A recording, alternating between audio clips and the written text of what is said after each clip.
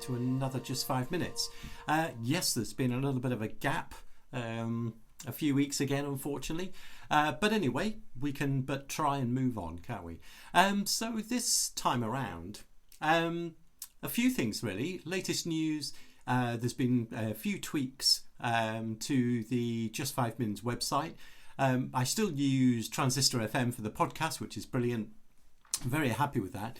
But what I wanted to do is have essentially separate sections, blog posts, if you will, for each of the episodes to do a little bit more, or should I say, have a bit more flexibility in, describing what the topic's about and so on and so forth. So, but also, I guess the latest news from that is, on the Microsoft front. Again, I know it's a little bit weighted on the Microsoft side recently, but anyway, .NET 5 is the obviously it's the first step of the unification, isn't it, of the old .NET and .NET Core.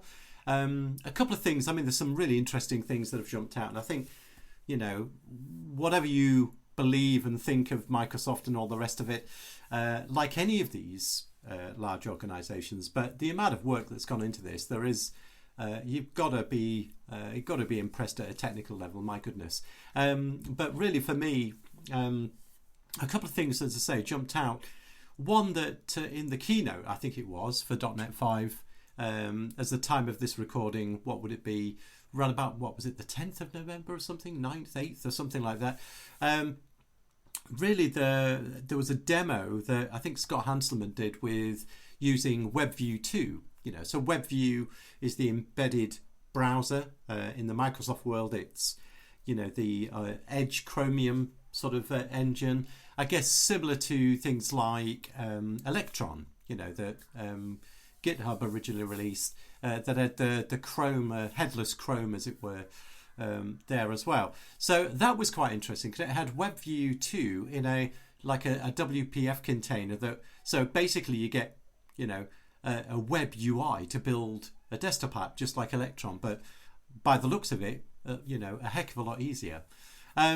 So that was something really interesting, and I know one of my favourite subjects, and my very good friend Tim Abel, I think he's still on the fence on Blazor, but I'm just all in on that. I'm sorry, WebAssembly.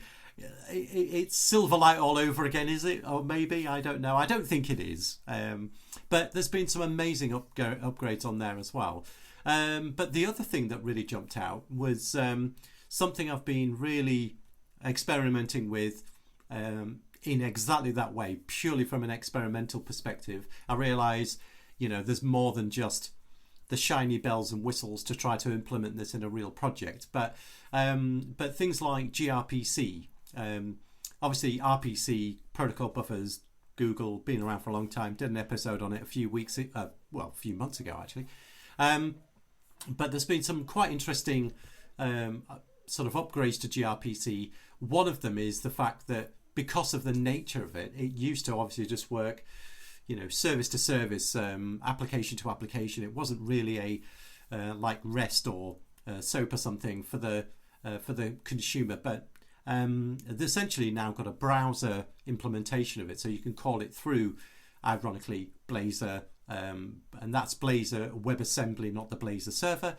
But also the fact that by the looks of things, you can call it through JavaScript as well. So you can interact with gRPC servers directly from JavaScript, which is pretty amazing. And there's some pretty decent sort of speed improvements as well, and some other things. James Newton King, aka Jason.net, he's got a great video that I'll put a link in the article here.